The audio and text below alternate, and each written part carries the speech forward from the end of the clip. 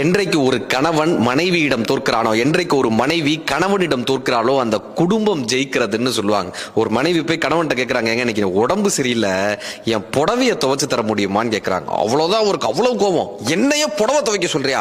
என்ன நினைச்ச? என்னுடைய அதிகாரம் என்ன? என்னுடைய பணம் என்ன? என்னுடைய பதவி என்ன? நான் எவ்வளவு பெரிய ஆள் தெரியுமா? என்னைய புடவை துவைக்க சொல்றியா? இனிமே உங்க கூட குடும்பமே நடத்த முடியாதுன்னு சொல்லி ஒரு சாமியார் மடத்துல போய் சாமியார் ஆயிட்டாரு சார். 30 நாள் இருந்தார். 31வது நாள் மடத்தலைவர்கிட்ட கேட்டாரு, நான் இங்க வந்து 30 நாள் ஆச்சு, எனக்கு எந்த வேலையும் கொடுக்க மாட்டீங்க, எனக்கு ஏதாவது வேலை கொடுங்க சாமின்னாரு. இப்ப மடத்தலைவர்கிட்ட கேட்ட உடனே மடத்தலைவர் சொன்னாரு, உனக்கு நான் ஏதாவது வேலை கொடுக்கணும்னு தான் பாக்குறேன், ஒண்ணு பண்ணுங்க, இந்த ஆசிரமத்தில் இருக்கக்கூடிய பெண் துறவிகளினுடைய ஆடைகள் எல்லாம் நீங்க துவைச்சு போடுங்க, இதுதான் உங்க துறவரத்துக்கான முதல் வேலைனார். ஒழுங்கா வீட்டுல இருந்திருந்தா ஒரு புடவையோட முடிஞ்சிருக்கும். இப்ப அந்த மடத்துல சேர்ந்து அங்க இருக்கக்கூடிய அத்தனை பேருடைய புடவையும் தினம் 100 புடவையை துவைச்சிட்டு இருந்தார். என்றைக்கு வாழ்க்கை துணையிடம் நாம் தோற்கிறோமோ அன்றைக்கு வாழ்க்கையில் ஜெயிக்கிறோம். வாழ்க்கை துணையை நாம் எப்போது தவிர்க்கிறோமோ வாழ்க்கையை துறக்கிறோம்.